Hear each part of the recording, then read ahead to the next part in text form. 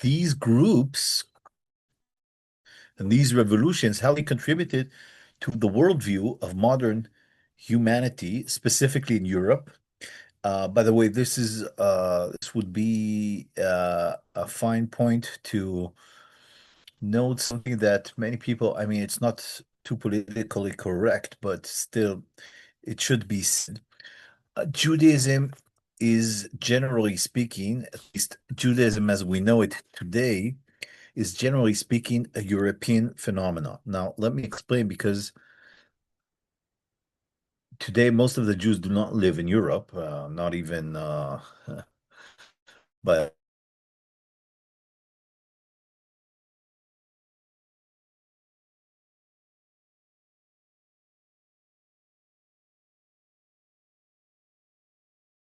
lot. However, up until the Holocaust, up until 1939, and if we go even a century backwards in history, the numbers would be even more staggering. Approximately 90% of the Jews in the world, or even more, are European. Only 10%, and the number is actually even lower than that. Less than 10% of the Jewish people in the 50s outside of Europe. Okay? Africa, from Morocco to Egypt in the east, and Asian Jews, that is, Jews who lived in Iraq and Lebanon and Syria and Iran, even Afghanistan. Jews lived in India. All these Jews combined up until the Holocaust were less than 1 million in Europe. We know indented in the vast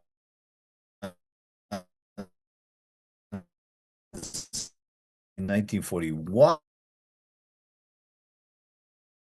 million Jews. The numbers actually are a bit higher than that.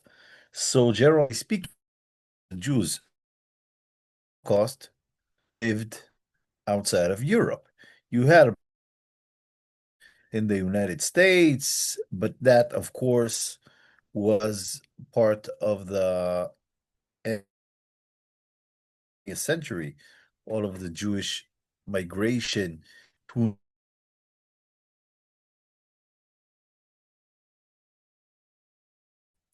and of course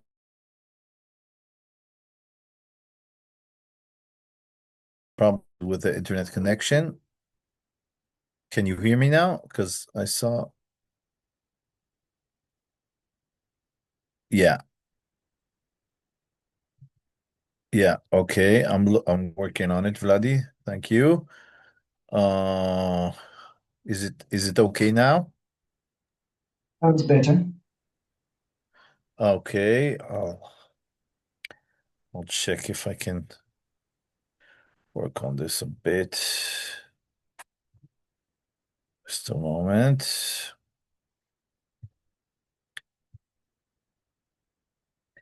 Well, it seems okay, but let's pray if we see any problems. So, did you hear my last sentences? Okay, so I'll repeat them. So, what I was saying was that generally speaking, up until the 1880s, virtually no Jews lived in America, North or South America. I mean, you had some very tiny communities, but almost all of the Jews in America are immigrants from the end of the 19th century and onwards. Hence, up until that time, Judaism was solely a European phenomenon. Okay, now this is important because when we speak of Jewish history up until the 19th century, generally speaking, 9 out of 10 instances, it will be about Jews in Europe. So this is a very common criticism on historians that generally Smith wrote about this a lot. Many historians speak about history and they only focus on the history of Europe, as if humanity existed only in Europe and did not exist in Asia or Africa or the Americas. Specifically, when we speak about the Jewish people, it's actually quite correct because up until the 19th century, virtually all of the Jews in the world lived in Europe. So it is what it is. I mean, we can't criticize history, right? We can only perceive it as accurate as we can. So when I'll speak about historical developments and occurrences, generally speaking, I'll be talking about Europe. And that would be quite an accurate depiction of the Jewish people because all of the Jewish people lived in Europe, essentially. Okay, so we spoke about some of the revolutions and the developments of European societies that aided in shifting how people perceived their identities as individuals in light of God, as opposed to being part of the church, specifically the Catholic Church. That was a revolution. Up until Luther, no one could even think of being linked to God and speaking with God without being part of a community of a church. After Luther, it became more prevalent. And also, as we spoke about the print revolution and the industrial revolution, of course, the fact that you now had printed books meant you had access to literature, something that was completely unheard of in medieval times. And now all of these developments helped one another to create an axis of change and something that we tend to call the democratization of knowledge, and specifically to our discussion, the democratization of religion. Now, this isn't, I'm not talking about democracy in its political form. I'm talking about the fact that each and every individual, specifically in Europe, again, I'm sorry, but I have to focus it and I cannot emphasize it enough. Each and every person in Europe now has more access, more means, and their voice can be heard much more than in previous times. People have access to books, they can read them, they can have their own opinions. And if I recall correctly, we concluded last time by speaking about another very important development, which was the fact that now Jews could be enlightened and they could obtain occupations that were beforehand not part of their possible potential portfolio.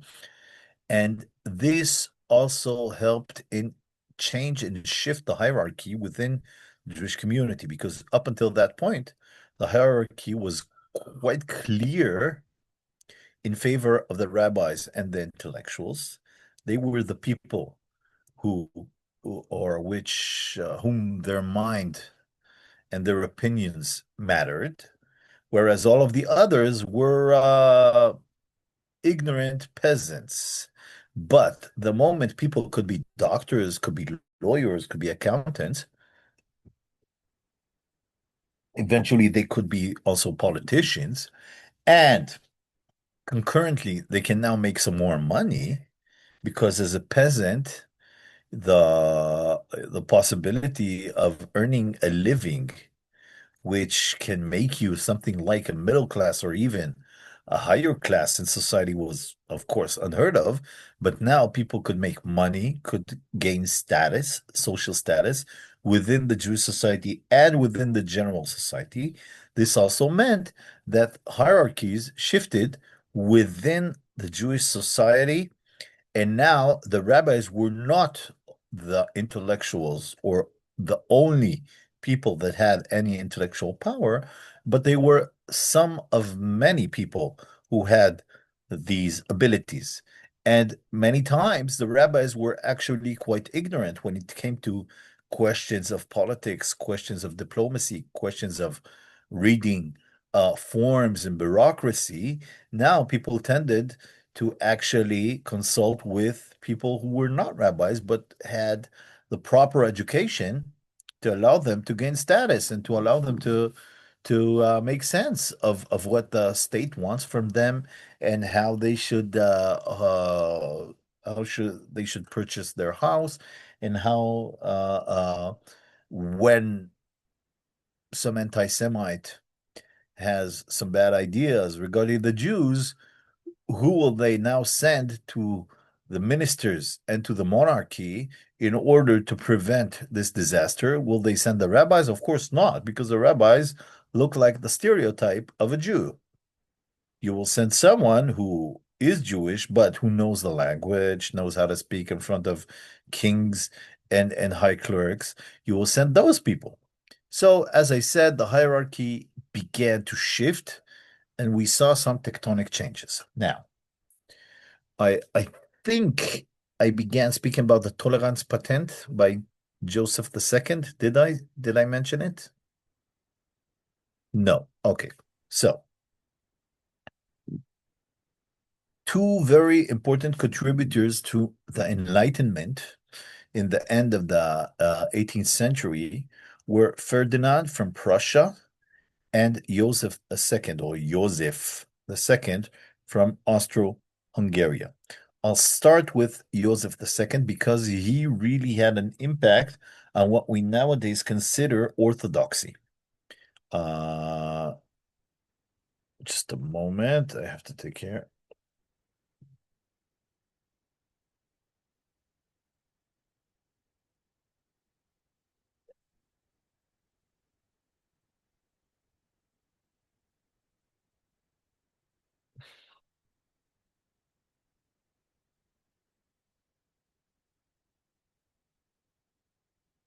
Okay, sorry.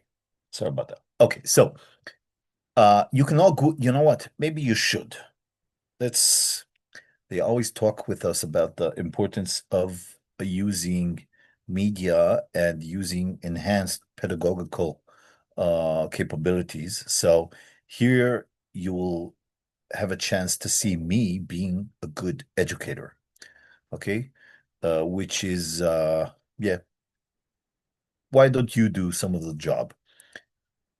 I'll put a song in the background and you will all follow this link and read about the tolerance patent. How does that sound like? Good idea?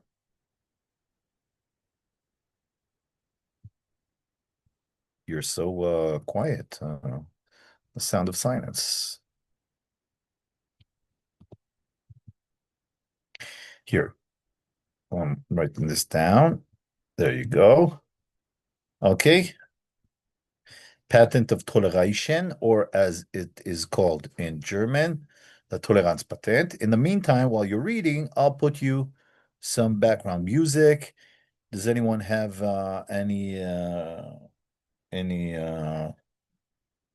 preference or just elevator music, whatever you want? I don't know. Okay, start reading. I'll be the DJ for now. Okay, there we go.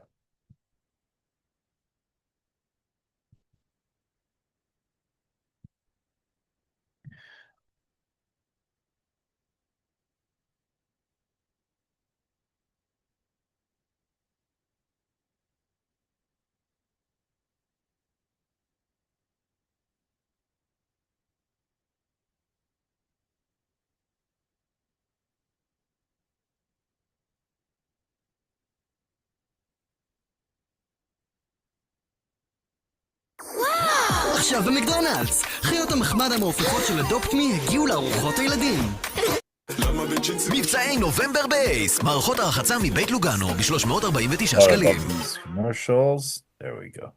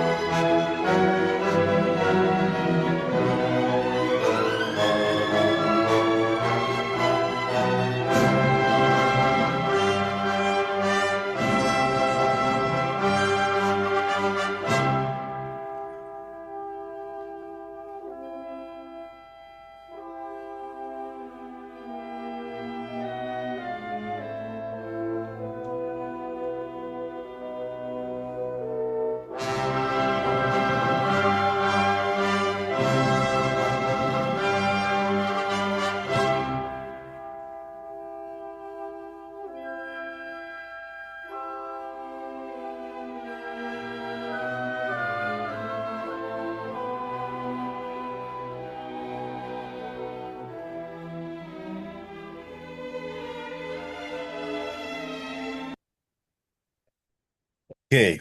Did you read? Great. Did any of you have a chance to look at the orchestra? Did you look at the orchestra? He had an extremely short baton. The shortest I've ever seen. It was like he was holding a pencil. No idea. Well, I'll have to look into that. Nowadays they have these long batons, the conductors, but he had, I mean, it was like this thing. It was like holding a twig. Whatever. Okay, so 1781, Joseph II, the emperor. By the way, of course, I was wrong. He was not the emperor of Austro-Hungary. Hungary, he couldn't be because Austro-Hungary was not yet a thing. Okay, so emperor of the Holy Roman Empire, of course, and he creates the tolerance patent or the patent of toleration or the edict of toleration. Now, I wanted you to read it from Wikipedia before you hear it from me, because now that you read this law, this legislation, would you define it as anti-Semitic?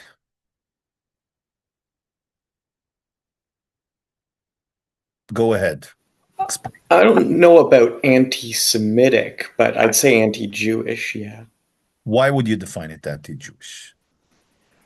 Because it's the law's structure prohibited education in Hebrew and required textbooks to be printed in German, which means that education would have been it would have required a massive de facto suppression of major elements of traditional Jewish life, as opposed to, say, how it would have gone on if Jews could educate normally. This is still an ongoing issue in Canada. Oh, I see. Yeah. Okay, let's someone be the devil's advocate and suggest a different opinion, if you may. Well, yeah, Yeah. it's a matter of perspective, obviously, because from the point of view of, I mean, it's most probably the point of view of the government, was that they were giving equal opportunities to the Jews. They didn't suppress their education. They just asked them to be the citizens of the country they live in, which sounds quite reasonable. I would even go as far as to say the Jews were, in fact, they weren't the subject of this patent. The question of suppressing traditional Jewish education was a byproduct of an attempt to create a public educational system. Now, as you said, in Canada nowadays, I'm not exactly sure what you're talking about because I'm not a Canadian, but if, let's say, in Canada, because Canada has a lot of immigrants, right? Nowadays, that's a big issue, major issue, right? Now, would you consider a require a requirement from the country to coerce all state-funded schools to teach in English or French as mandatory language in all of the textbooks to be affirmed by the government, by the Ministry of Education? Would you consider that as anti-immigrant policy? Or could you consider it as, I know some people do, but could you consider it as an attempt to create a benchmark for the public educational system in order to allow people to acquire higher education in the future? Because, I'll tell you, a friend of mine teaches in, I don't recall how it's, they have the initials of colleges for non-white people in America. I don't. It has there there are initials for that. I don't remember. Almost all of the students are black. Now, historically, those were institutions of segregation, but as time passed, they became institutions for integration. That is, the idea was to allow students coming from problematic backgrounds, socio-economical problematic backgrounds, to allow them to acquire higher education and thus to be integrated in the work sections of society. Okay, that still is the idea.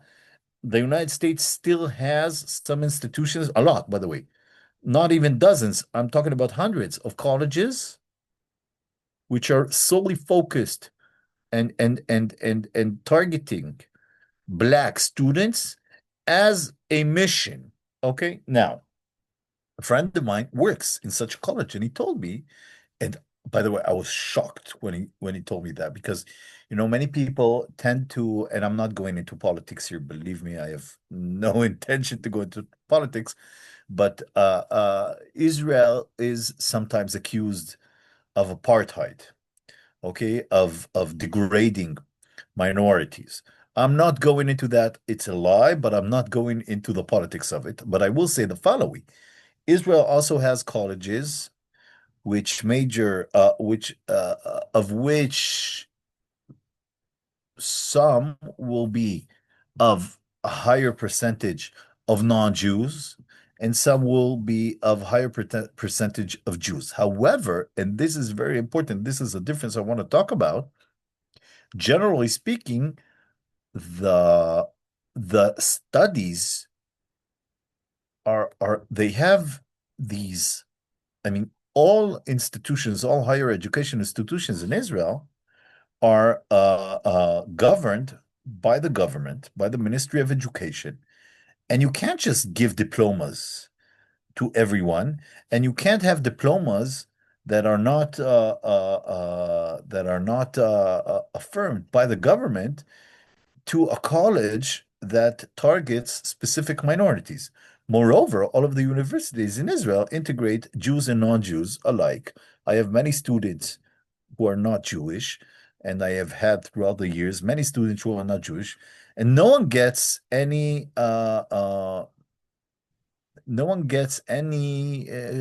special considerations, allowing them to pass their tests and their and their writings, even though they are not in the same level. Now, my friend told me that he teaches in a college, and he told, I mean, I was shocked. He said, that many of the students that come to the college do not know how to read and write. And I was like, well, I understand they may have some gaps. He said, no, no, no, I'm not talking about gaps. They literally do not know how to read and write a passage. And I asked him, well, how did they get to college? Well, he said, the system goes by the following. I didn't succeed in teaching him how to read and write in first and second grade, but I wanted to be someone else's problem. So I passed them with flaring grades, and then they go to another school. And once they need to go to middle school, I don't want to be blamed as racist. So I'll give them whatever grades they want, and they get their report cards. And with the report cards, they get to middle school. And when they come to middle school, they don't know how to read and write. No, in middle school, no one knows how to teach people how to read and write because that's what you do in first and second grade. And so on and so forth. These people spend time in school. They don't learn anything. And then they come to college, and then it's my problem.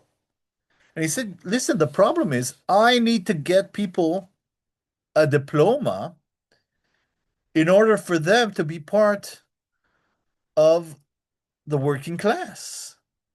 But my diploma means nothing. And he said the big problem is that people know that those diplomas mean nothing. They won't hire them. Now, when we look back at the tolerance patent, could you or the Canadian experience, yeah, with immigrants and the fact that the emperor wanted textbooks that would be approved by the government in the official language of the monarchy. And he wanted to have regulations regarding educating and allowing teachers to come into classes. He wanted to be responsible. He took responsibility over not only the Jews, but also the Catholics. The idea was we want to create the same level of education to all factions of society. Now, as Jordan said, and I completely agree, from a traditionalist perspective, this is heresy. You are now actually fighting against me. You want me to not be responsible for the education of my children and for the education of the children of my community, and to submit and to surrender this responsibility to the government. But I know how to teach them how to be a good Jew. You don't know how to teach them how to be a good Jew. But the emperor will say, are you out of your mind? I want you to be part of society. I want to elevate your educational system. I'm not trying to harm you. On the contrary, I want you to have better schools. I want you to have better education. I want you to have more opportunities. Now, the rabbis would say, and I know this because I read what they said, the rabbis would say, why on earth would we want equal opportunities? Equal opportunities would mean that people would suddenly believe or think that they have their own individual identity that is detached from their communal identity. They would suddenly attempt or want to be their own being and not be defined by their ethno-religious origins. I don't want, the rabbis would say, I don't want Jews to become diplomats, lawyers. I want Jews to stay Jews. I want them to stay part of the ghetto, part of our own community. The emperor is trying to ruin the walls of the ghetto and to allow everyone to run away from their Jewish communal identity and become what they actually want to be. Now, here, the thing is that, in fact, no one is debating the results of this patent, the results of this legislation.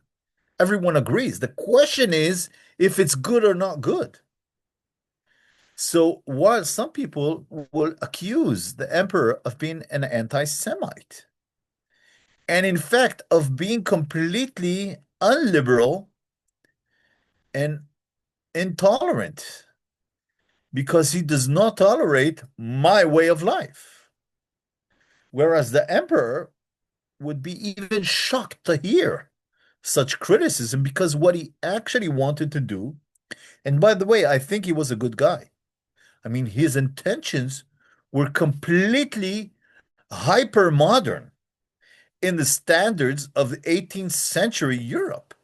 This guy came and said, I want everyone to have equal opportunities. This is enlightenment in its epitome. And this is exactly where Judaism wants enlightenment to get away out of its way. Who the hell asked for enlightenment? Who the hell asked for emancipation? We just want to be Jews and we want you to leave us alone. Who said you're responsible for us? We don't want you to be responsible for teaching our children what it means to be Jewish or which opportunities they have. We don't want them to have opportunities. We want them to look exactly like we look. We want them to behave exactly like we behave. We don't want to open any doors for them. Now, one would say that this is extremely fundamentalist and a very non-enlightened worldview by the parents, by the older order. But the thing is, there's a reason why the Jews were very suspicious when it came to trusting the monarchy and to trusting someone else with their own rights. Because Jews were persecuted in Europe, their hub, for 1,000 years, almost, up until that point. And you have the Crusades, and you had every generation, every century had its own persecutions. The expulsion from Spain, the expulsion from France, the expulsion from Florence, expulsion from England, whatever. Choose a country, choose a date in Europe, and you will find persecutions against Jews. You will find Jews being perpetrated. So they had every right to be suspicious and to not believe the good intentions of the emperor. However, historically speaking, this is perhaps the most tolerant leader ever in European history up until that point when it comes to treating the Jews as equal. Of course, he didn't mean to treat the Jews as equal, but as relatively equal. This is a first, a complete first. And when we try to trace the beginning of Orthodoxy, despite the fact that it will take almost a whole century for the term Orthodoxy to stick to several factions of Jewish society, this is apparently the point we need to put focus on. Questions or remarks or whatever? Okay. So, our next hero will be a guy, a rabbi. Actually, he did not officiate as a rabbi, but he was considered by many as a Talmid Chacham, as a great Talmudic scholar. His name was Naftali Hirtz Weisel. Okay, anyone heard of him? Okay, Naftali Hirtz Weisel or Wiesel, but it's more Weisel. I think we can rearrange the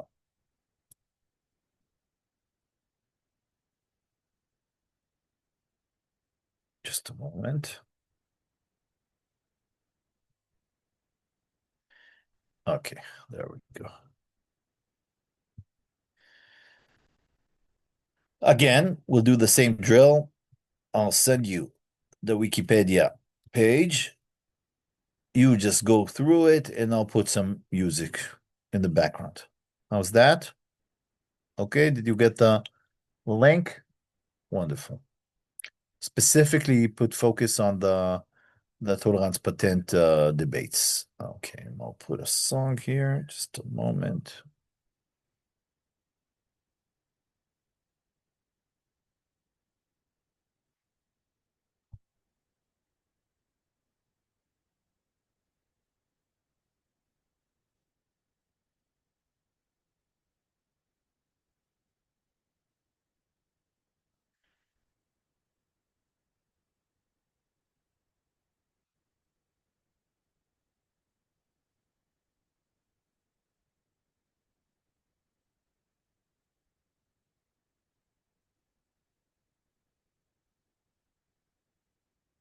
Okay, now we'll hear an AI cover because they became really good.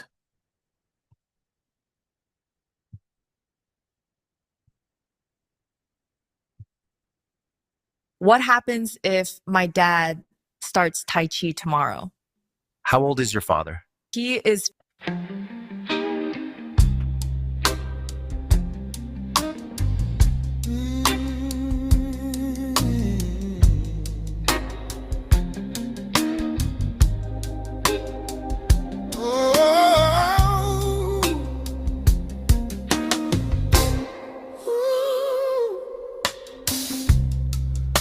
Today is gonna be the day that they're gonna throw it back to you. By now you should have somehow realized what you gotta do. I don't believe that anybody feels the way I do about you now. Ooh, backbeat, the word is on the street that the fire in your heart is out. I'm sure you've heard it all before, but you never really had a doubt. I don't believe that anybody feels the way I do about you now.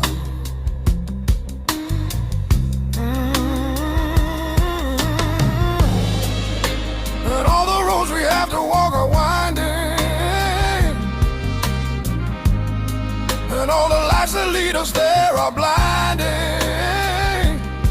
There are many things that I would like to say to you, but I don't know how,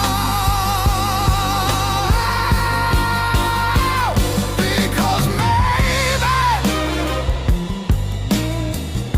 you're gonna be the one that saves me. And after all,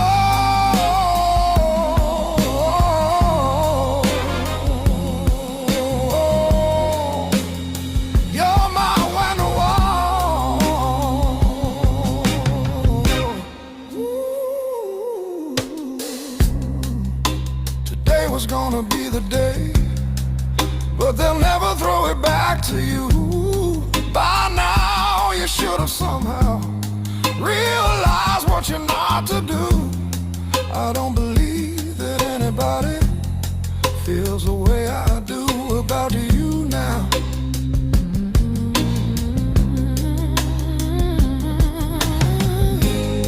And all the roads that lead you there were winding,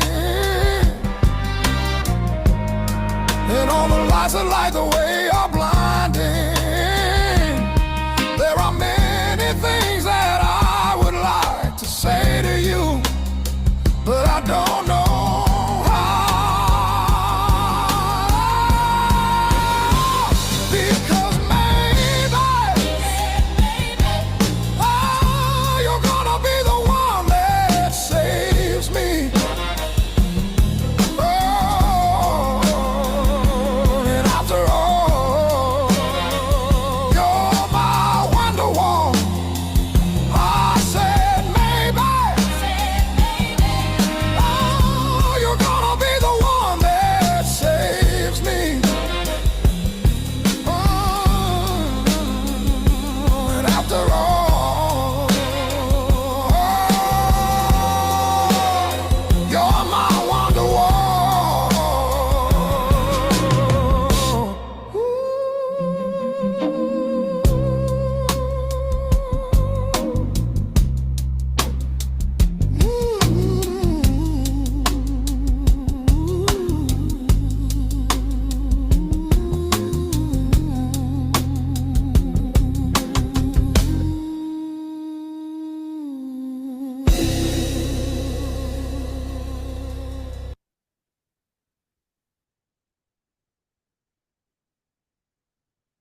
It's unbelievable. That was actually really good, wasn't it? It's no point in making music anymore, I guess. Because no, in the past it seemed so fake, the AI covers, but now, I mean that was beautiful. Okay. So Naftali Hills, I saw in English they call him Vesely, but well, commonly known as Weisel. Okay. Was he Orthodox? Was he non-Orthodox?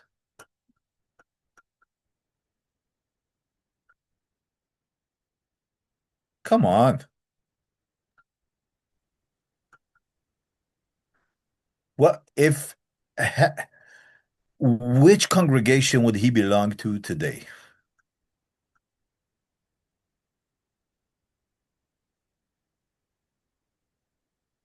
if any?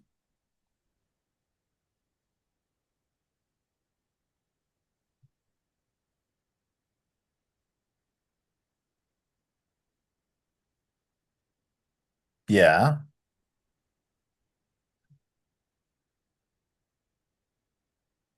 What are your dilemmas?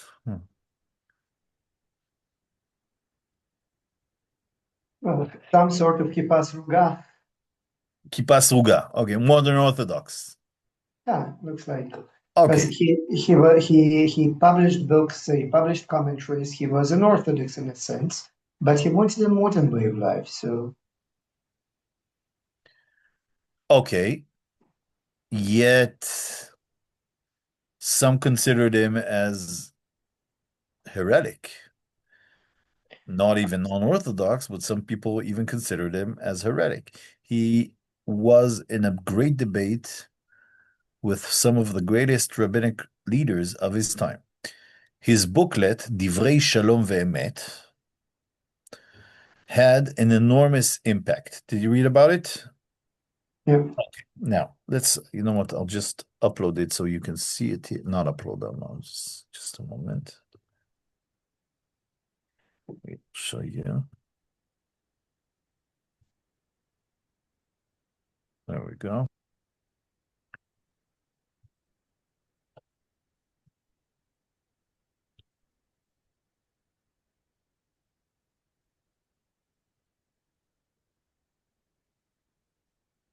There we go. Okay. דברי שלום ואמת, okay, words of peace and truth, לקהל עדת ישראל, to the congregations of Israel, הגרים בארצות ממשלת הקיסר הגדול, living in the countries ruled by the big emperor, the great emperor, האוהב את בני אדם ומשמח את הבריות, lover of humanity and, I don't know, gets people happy, יוזפוס השני ירום הודו, Joseph II, the honorary Joseph II. Okay, just a moment. So now in this booklet, we hear of some very important responses to the idea of the tolerance patent. Specifically, by the way, this booklet, did you read who it was meant to be sent to? Did you read about it? I don't know if it says so in Wikipedia. The Jewish congregation in Trieste, northern Italy. Now, any of you have you been to Trieste? Okay, Trieste nowadays is in northern Italy. It's very, very close to Slovenia nowadays. It's in fact it's like a part of Italy, but it kind of shifts. It's I don't know how you say it. It's not a peninsula. It's the opposite of the peninsula. It's like well, you know what? I'll show it on the map. It would be the most simplest way. There we go.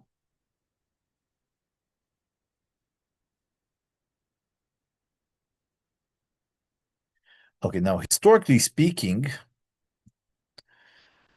northern Italy, specific those regions were not part of Italy at that time, and all of the Jews living there were Ashkenazi.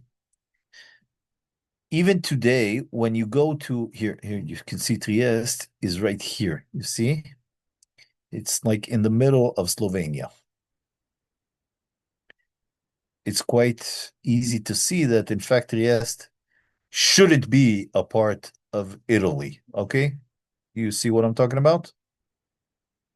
Now, the thing is that this region, in fact, all of this northern part of Italy was part of Austria. And since it was part of Austria, all of the Jews, by the way, all of the Jews from this line, approximately northern and to the north, were Ashkenazi Jews. They were not Italian Jews.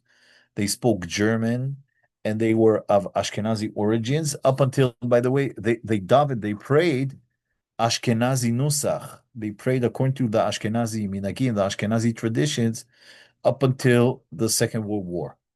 Okay, if you go to the Great Synagogue in Florence, have you been to Florence, any of you? Yeah? Have you been to the synagogue in Florence?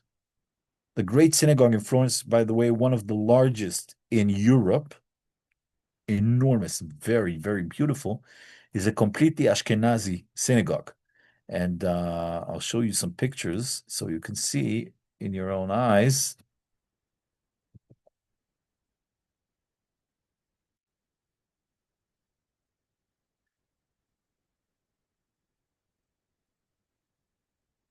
Here we go.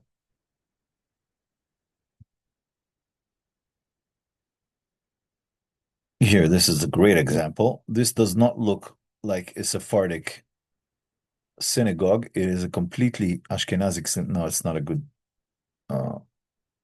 example. Just a moment. I'll show you a better one. Here we go. Oh, come on. If any of you know how the differences between a Sephardic and an Ashkenazic synagogue, this is very much an Ashkenazi synagogue because Sephardic synagogues usually have different setting. Here we go. In Sephardic synagogues, in the middle of the synagogue is the bima, and everyone sits like this, surrounding it. And you do not have this part of the synagogue where the Chazan usually prays. This is where they read the Torah, but the Chazan, the Shliach Tzibur, prays here. This is quite an example. So, okay, here, you don't have this part in Sephardic synagogues. This is completely Ashkenazi. In Sephardic synagogues, you only have the Bama.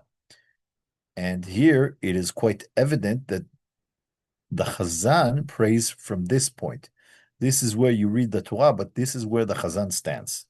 So this is an Ashkenazi synagogue, despite the fact that it is in Italy. Now, if we go back to the idea of Trieste, Trieste was a completely Ashkenazi community. They spoke German, and they were part of the Austrian Empire. And they asked Wiesel to help them out because they had no idea how they should react to the tolerance patent. What does it mean? I guess some people there had their reservations when it comes to the traditional educational systems on the one hand, but on the other hand, these people were very, very well off, and the community was very rich. As you saw, the Florence synagogue, the Trieste synagogue was also very rich and quite impressive. And they didn't know how to react. So they asked Wiesel, and Wiesel composed this treatise in which he almost declares the tolerance patent as a messianic edict meant to, once and for all, allow Jews to integrate into society and thus to rectify the tragedies and travesties of the past, specifically the travesties of the Jewish educational system. Now, Wiesel claims one very important claim, and it goes as follows. He says, we received from God not one Torah, but rather we received two Torah scrolls. Now, this is, of course, an allegory. Of course, we have the classical Torah scroll. We have the classical Jewish identity that should be and is a part of our communal identity, of our personal and individual identity, and it should be our beacon of light when we want to behave and where we want to be part of the world. However, this Torah system should be considered as the second floor of an apartment building. It is not the first floor, it is the second floor. And as we all know, even if we don't work in construction, usually when construction workers build a building, they don't start in the second floor. They start building a new building from the first floor. The reason is you cannot build a building from the second floor because it will collapse if it doesn't have the first floor underneath. I think that's a very good allegory, and I think everyone can feel and can understand this metaphor. And Weiser says the problem is that in most Jewish educational systems throughout the diaspora, we forgot about the first floor of education. That is, before one has any or is wants to be or wants to be considered as a good Jew, that individual, first of all, needs to be a human being. Whereas he says, Torah Adam, the Torah of the human. Now, of course, we all know, or now we'll know, that according to Jewish tradition, even Gentiles, non-Jews, are obligated to adhere to 7 commandments that were given to the sons of Noah. Those include having legal systems. Those include not to murder and not to steal and not to practice idolatry, and also other things such as not to be idolatrous and also not to curse God. Okay, so 7 commandments that all humanity are obligated to adhere to. Weisel is speaking about something else. He's not talking about the minimal line, the minimal requirements, religious requirements from each and every individual. He's talking about something else. He's talking about being tamed as a human, what will actually differentiate between a human and an animal.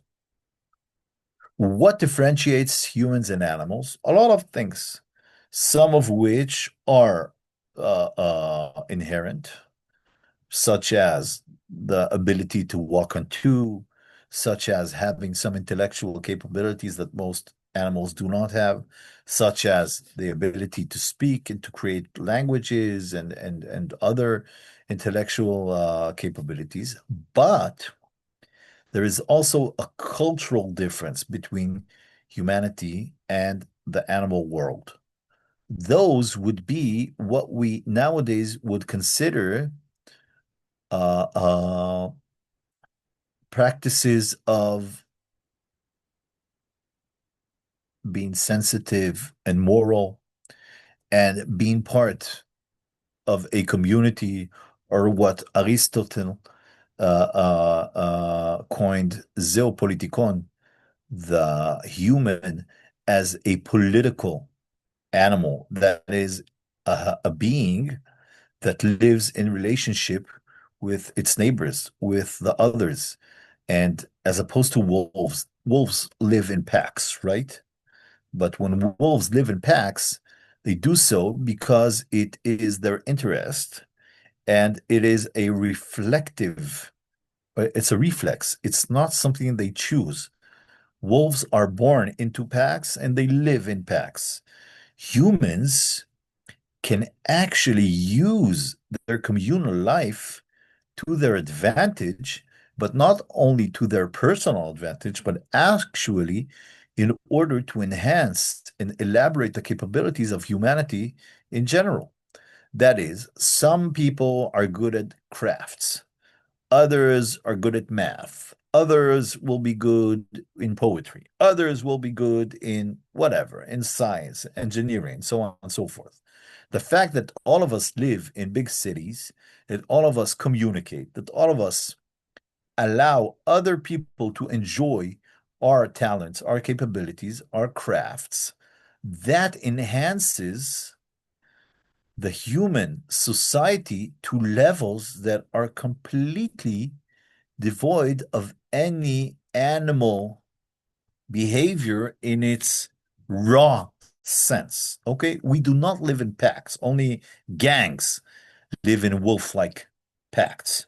Okay, human society, if it is developed and if it is tamed and if it is culturally developed and culturally advanced, can create amazing, beautiful. We can send rockets to the moon. We can create art. We can create drawings. We can educate ourselves. We can use computers and so on and so forth. Animals can't do all of that. The only reason we can use computers is not because we had individual talents, because having some individual with some talent doesn't mean anything without the collaboration and cooperation of all of other parts of society. That is where humans differ from animals. Now, Weiser says, listen, you cannot be a Jew if you're not part of the general society. And nowadays, being part of general society means you have to speak the language of society. It means you have to be acquainted with the standards of society's best education format. That is, if nowadays we are talking a century after Isaac Newton, okay, we're talking a century after Leibniz, we're talking in the times of Immanuel Kant, even a short while after Kant, okay? You cannot perceive yourself as an enlightened, intellectually gifted human being without any knowledge of the findings of Galileo Galilei, of the findings of Isaac Newton, of the findings of Immanuel Kant, because they were very talented individuals who used the opportunity humanity gave them in order to enhance all of humanity. They gifted us this gift of knowledge, of understanding. Now, what the emperor is trying to do is to allow each and every one of us to enjoy these advancements of human society. And if we choose not to be part of this advancement, we in fact choose not to be part of society. We choose the past over the future. Now, Weiser says, we think we are good Jews because we're trying to preserve a Jewish form of life. But if we look historically into the influence great Jews had on humanity, if we look into the generations of Maimonides and Gersonides, and if we look into the stages mentioned in the Talmud and in other places, these people had cultural and intellectual ties with their neighbors. Maimonides and Ibn Rushd spoke. Well, actually, we're not sure they spoke, but Maimonides knew all of the great philosophers of his time, despite the fact that they were pure Muslims. In 2 hours' time, I'm giving my weekly lesson in Moreh Nevuchim, in the Guide for the Perplexed. You cannot study the Guide for the Perplexed without having even basic knowledge in Muslim theology, in Muslim culture, and in Muslim philosophy. And you cannot understand Muslim philosophy if you don't understand Greek philosophy. So when our great minds of medieval times, I think no one would dare to consider Maimonides as not Jewish or not Orthodox enough. He is the author of the code of Mishneh Torah, okay? He is the greatest religious arbiter in history after the Talmud. But he did not deter himself from learning mathematics or philosophy or physics or other languages, because otherwise he couldn't have learned all of these subjects. If you read the introduction to the Guide for the Perplexed, where Maimonides writes the famous letter to his student, Rabbi Yehuda ben Yosef ibn Aknin, he says, when you studied with me, I saw that you are very fluent in mathematics and in philosophy and in logics. I was impressed by your knowledge, and thus I saw you fit to teach you the secrets of the Torah. So Weiser says, well, you can't learn the secrets of the Torah if you have no clue in philosophy, in mathematics, in foreign languages. And you're trying to say to us that if you dare study mathematics, if you dare study biology, physics, art, that will preserve your Jewishness? It's the exact opposite. If you want to be a good Jew, you first of all need to be a good human being. Of course, I don't even get me started when it comes to moral criteria of being considered a good human being.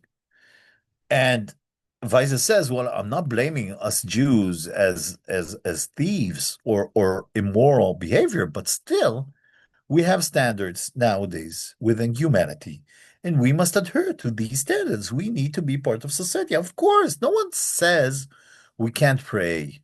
No one says we should not observe the Shabbat or Kashrut. Of course we should. But that doesn't mean we can't learn and we can't study in schools at the same level of the general society. Moreover, Weiser says, if you ask me, we need to learn much more general knowledge because we expect from ourselves higher standards as intellectuals. In medieval times, the Jews were the intellectuals. They were the beacons of culture and humanity because they had such great education. Now, what happened was that we have imploded into this empty shell that we call Jewishness, but in fact, it means nothing because we emptied this shell from its human core. How's that for quite a exposition? Okay. Now, is he Orthodox or not?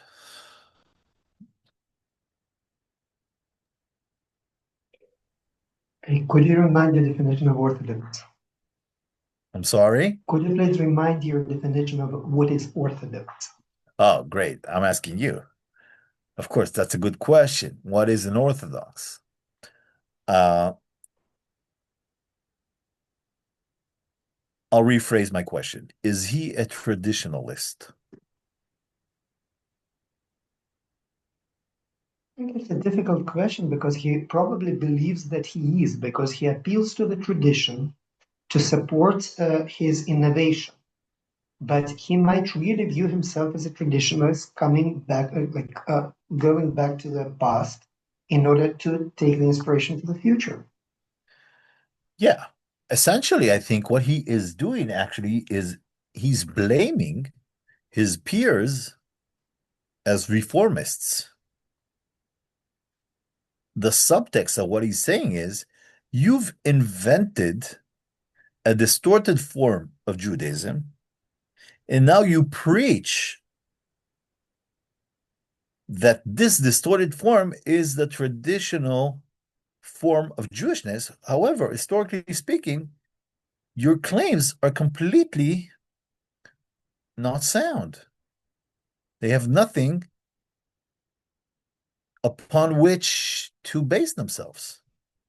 Because being a Jew in medieval times would mean being an enlightened Jew.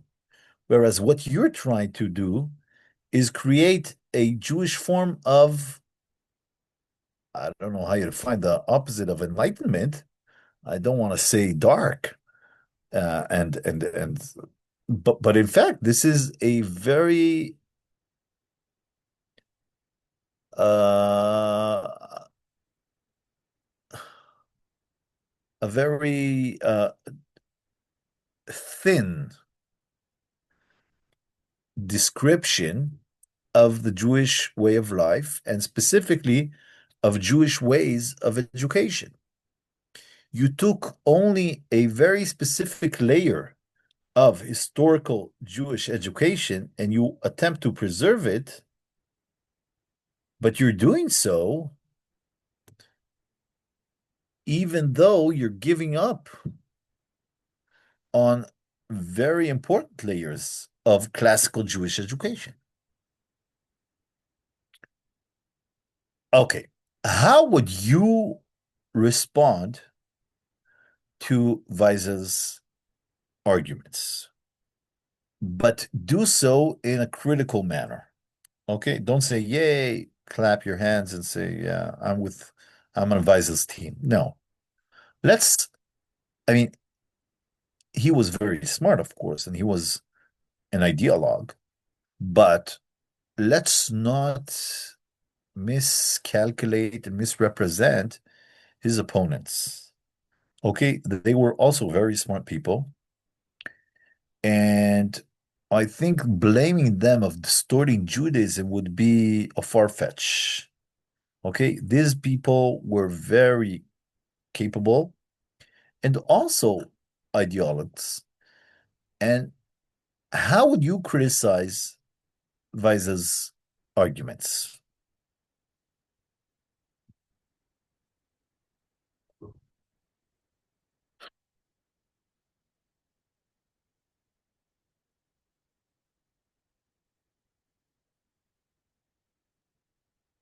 Don't want to grab the mic, maybe someone else.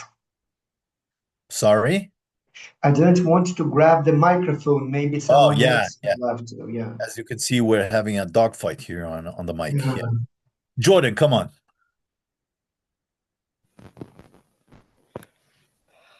I mean, I'm not so sure that's the most accurate understanding, because like Maimonides, for instance, did certainly encourage certain groups to study science, but he also clearly considered it a province of the elect.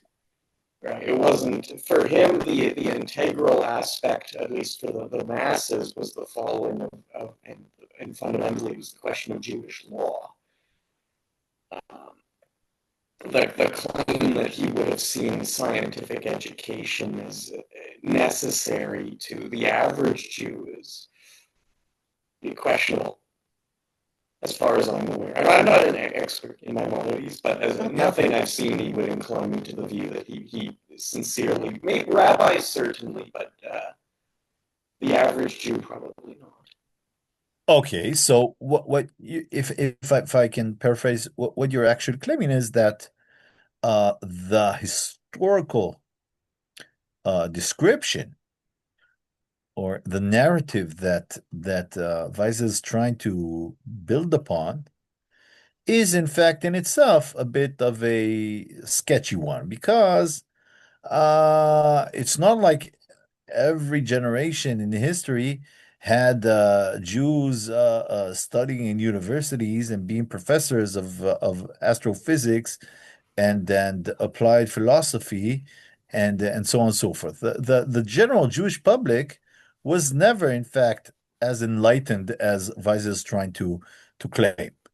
So if we're actually talking about the traditional way of education, well, it wasn't that advanced or as progressive as Weiss is trying to claim. Is that essentially what you're sorry? Well, but even then, like, so I sent you last year. We did that course, Philosophical Foundations, and the paper I sent you for. You remember I talked about the Rima, right? And he was probably I think it's fair to say, probably the most influential Jew of that century in Europe, right? Yeah. I don't think that's and his knowledge of science was it was there. He did study it following Maimonides, but he was only interested in it to the extent that it could be used for Jewish law, used to codify, solidify, and otherwise discuss instances of Jewish law. Right. And maybe Maimonides was more aggressive, but the other Jewish scientists of the Middle Ages, for instance, like Ibn Caspi, were not major halachic decisors. Well, it depends. Some were and some weren't. Yeah. But okay, so now you're claiming another claim, which is I mean, Weiss is a bit romanticizing a Jewish history and Jewish traditional educational systems because generally speaking, they weren't as liberal and diverse when it comes to their curriculum as he is attempting to claim. I think that's a good argument. Uh, and I think it's also quite precise. However, I think there's also place for another claim, which I think in this specific context should be considered as more, I wouldn't say important, but as more relevant to the discussion. I would call it Weiss's naivety. Okay. So what actually Weiss is doing is creating a dichotomy between the emperor as the enlightened lover of humanity, as opposed to the rabbis who only want to preserve their force or forceful grip on Jewish society, but in fact are counterproductive when it comes to their contribution to the education of the Jewish youth. That is naive, and that's an understatement. Because are you really trying to convince us that we don't know what's good for our children, that we are trying to distort our children, that we are harming our children, whereas the emperor, and it is a common fact, public domain knowledge, that monarchs in Europe are always Jew lovers and they always want the best for their Jews. The emperor is this enlightened angel that wants to help us, and we just don't get it. Is that what you're trying to imply? That the rabbis are trying to preserve the Jews as stupid, ignorant peasants, whereas the emperor is just trying to help us.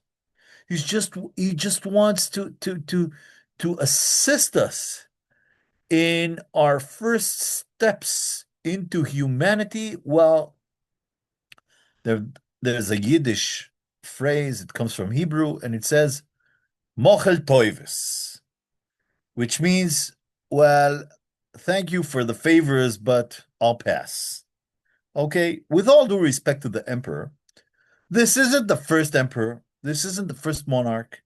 This isn't the second, nor the third, nor the fourth leader of a state, of a country, of a region that has tried to assimilate the Jews, that has tried to erase Judaism, that has tried to erase the uniqueness of the Jewish people. In fact, it's an ideological merit within Christian circles to convert the Jews. He isn't the first, and he's not the last.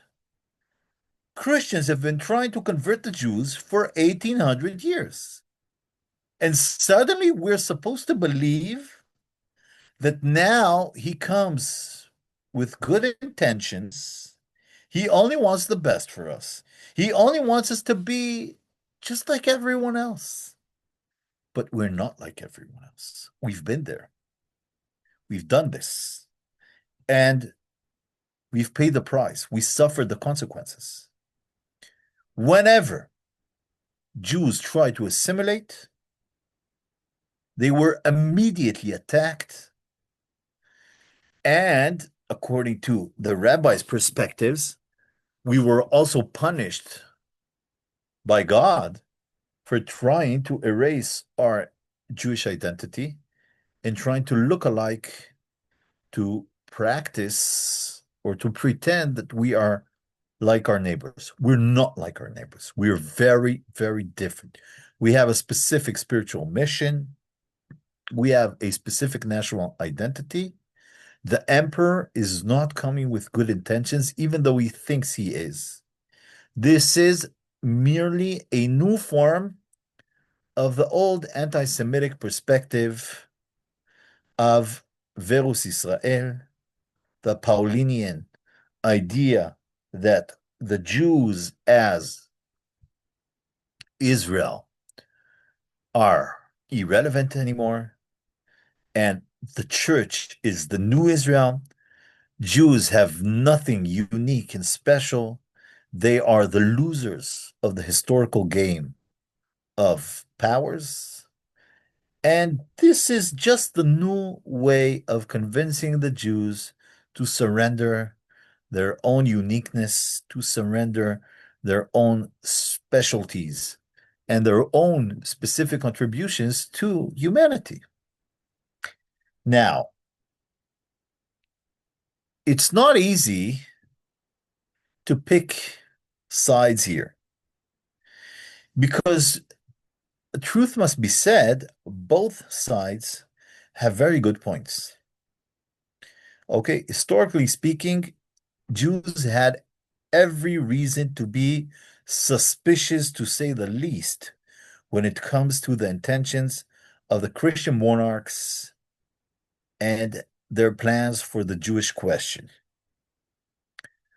I'm jumping forward 150 years, 160 years. I don't know if any of you are acquainted with Daniel Yonah Goldhagen's book and the great debate with Christopher Browning, considering the question if Nazism was created in a sympathetic atmosphere of German Christianity, or is it a detour from the historical German cultural way of life? Goldhagen claimed, and he has very powerful claims, that in fact Nazism is a new form of old Christian anti-Semitism. Okay, the Jüdische Frage, the Jewish question, has already been raised centuries beforehand. Luther was a vehement anti-Semite. Luther called for the burning of all the synagogues in Germany. In fact, just a few days ago, we mentioned 88 years for Kristallnacht. It was a few days ago. 87? 87 years, I'm sorry, for Kristallnacht. But if you want to see the origins of Kristallnacht, Luther depicts it 400 years before it happened, even more, in great detail. Okay, so Goldhagen says, okay, so the Nazis were pagans. They didn't like the church. Yeah, but the ideas of eliminating the Jews as solving the German problem is nothing new. It's nothing original. So when I hear of a German-speaking emperor ruling on a German-speaking empire, calling for the eraser of Jewish education and forcing Jews to learn in German and to have German textbooks and to be regulated by German ministries, well, I find it hard to be convinced of his good intentions. Now, here's the thing. It doesn't even mean that he was a true anti-Semite in his perspectives. He really could have thought that he was doing a favor to the Jews. But doing a favor to someone without asking that someone beforehand what they want, what they would enjoy, what is their preparation, that's exactly the problem. There was no dialogue with the Jewish communities in the Austrian Empire. This was a decree. He wasn't seeking to help the Jews and to uh, uh, promote the Jews in society. He was seeking to erase Jewish uniqueness by creating this new form of citizenship that didn't exist before us. He wasn't that tolerant as it seems.